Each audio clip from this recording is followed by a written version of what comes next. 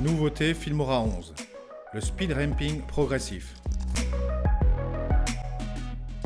Salut à tous, aujourd'hui on va voir ensemble une nouvelle fonctionnalité de Filmora 11, le speed ramping mais progressif. D'ailleurs vous avez sûrement dû le voir très régulièrement sur YouTube, c'est très utilisé. Dans les prochaines vidéos, je vais passer en revue toutes les nouveautés de Filmora 11, stay tuned. Avant, on avait la possibilité d'effectuer des speed ramping sur Filmora, mais c'était beaucoup plus compliqué et approximatif, on va dire.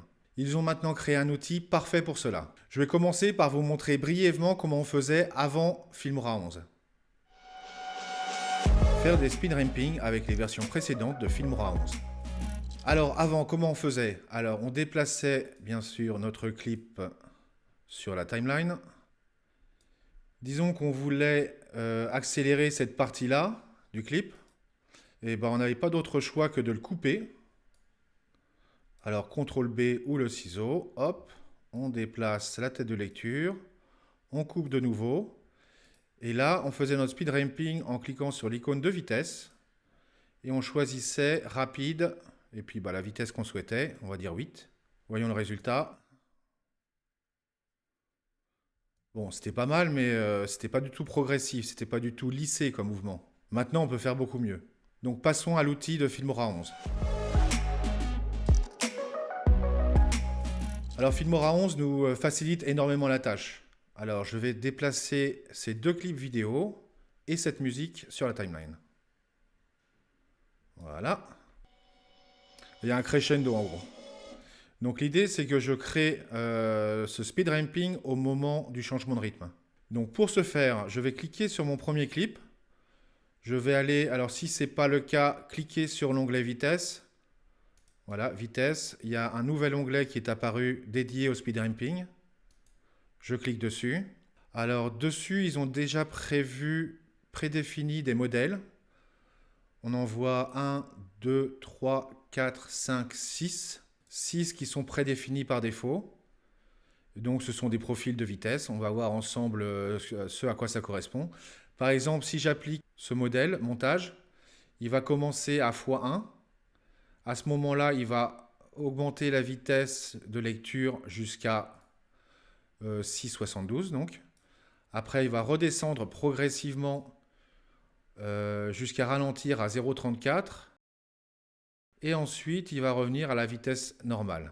Donc, il suffit de cliquer sur les modèles et automatiquement, ça va l'appliquer au clip qui est en dessous. D'ailleurs, on voit que la durée du clip en dessous varie en fonction du modèle que je choisis. Là, par exemple, si je choisis Jumper, il devient super long parce qu'il y a juste une accélération au milieu d'un ralenti. Nous, on va faire différemment, on va utiliser le modèle personnalisé parce qu'on veut synchroniser la musique avec les accélérations et les éventuelles décélérations. Donc, il nous définit par défaut 3 points d'ajustement. Ça, ce sont des points d'ajustement qui nous permettent de, vous voyez, on voit la vitesse qui change en fonction de la hauteur. Plus on est vers le haut, plus on est rapide, plus on accélère la lecture du clip. Alors, on peut les déplacer à droite et à gauche. Alors, on peut anticiper ou pas ces changements de rythme avec ces points d'ajustement. D'ailleurs, on peut supprimer ces points d'ajustement. Il suffit de cliquer à droite dessus et de choisir supprimer. On va le faire d'ailleurs, pof. Voilà. On va en rajouter un parce que c'était bien utile. Donc là, je clique sur le plus, le symbole plus. Et automatiquement, il rajoute un point d'ajustement à l'endroit de notre mini timeline, parce que c'est une sorte de timeline en fait. Voilà, donc il a rajouté là. Alors maintenant, on va faire correspondre une accélération avec le crescendo de la musique. D'ailleurs, on va le faire correspondre au changement de rythme plus qu'autre chose. Là, on voit que le changement de rythme est là. Donc je vais déplacer ce petit point au bon endroit. On va monter, on va augmenter la vitesse. Je vais rajouter un autre point d'ajustement parce que ça ne suffira pas sinon. Je le déplace, puis après on va ajuster au fur et à mesure. Donc déjà je vais voir si c'est bon pour l'instant. Non, on voit qu'on est un petit peu en retard. Voilà, c'est bon, on l'a placé au bon endroit.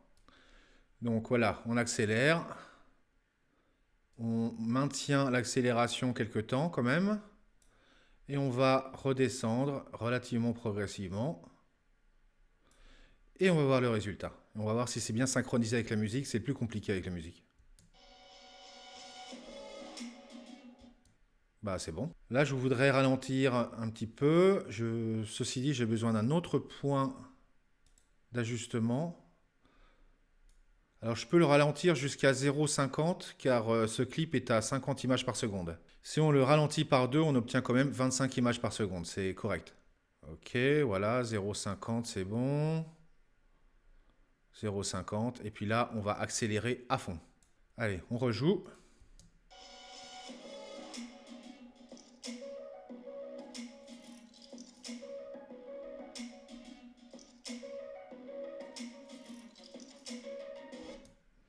Voilà, là, on veut qu'il y ait l'accélération.